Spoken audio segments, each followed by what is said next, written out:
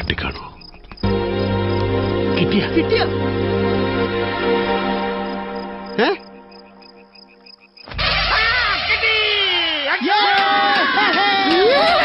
ഈ പെട്ടിയും റെഡിയാക്കി ഇത്രമാത്രം ഹാപ്പിയിൽ എങ്ങോട്ടാണെന്നല്ലേ പറഞ്ഞുതരാം. എന്റെ ഒരുപാട് നാളത്തെ ആഗ്രഹമായിരുന്നു ഉമ്മാനെ കൂട്ടിയിട്ട് ഫാമിലിന്റെ ഒക്കെ ഒരു മൾട്ടി ഡേ ട്രിപ്പ്. സാഹചര്യത്തിന്റെ സമ്മർദ്ദം മൂലം ഇത്ര ദിവസം അത് റെഡി ആയിട്ടുണ്ടായി. അത് റെഡി ആയതിന്റെ സന്തോഷമാണ് നിങ്ങൾ ആദ്യം പണ്ട് സ്കൂളിൽ നിന്ന് ടൂർ പോകുന്ന എക്സൈറ്റ്മെന്റ് ആയി ഞങ്ങൾക്ക്. രാത്രി എങ്ങനെയാണെങ്കിലും ഉറക്കേ വന്നു. നല്ല കൃത്യനിഷ്ഠതയുള്ള ഡ്രൈവറായിരുന്നു ഞങ്ങളത്. അതുകൊണ്ട് 1.5 മണിക്കൂർ ലേറ്റ് ആയിട്ട് ബസ് എത്തി. പിന്നെ ഫാമിലിയിലാകെ കൺകൂട്ടാൻ അറിയുന്നത് വിശ്വസിക്കാൻ പറ്റിയ ഞാനായതുകൊണ്ട് എന്നെയാണ് കോർഡിനേറ്റർ ആക്കിയത്.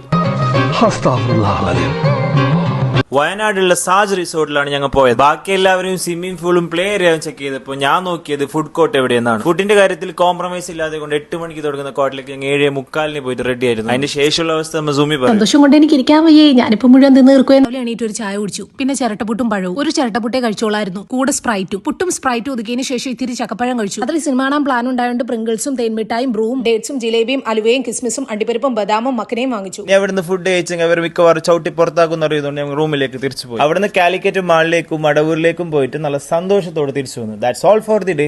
ബൈ.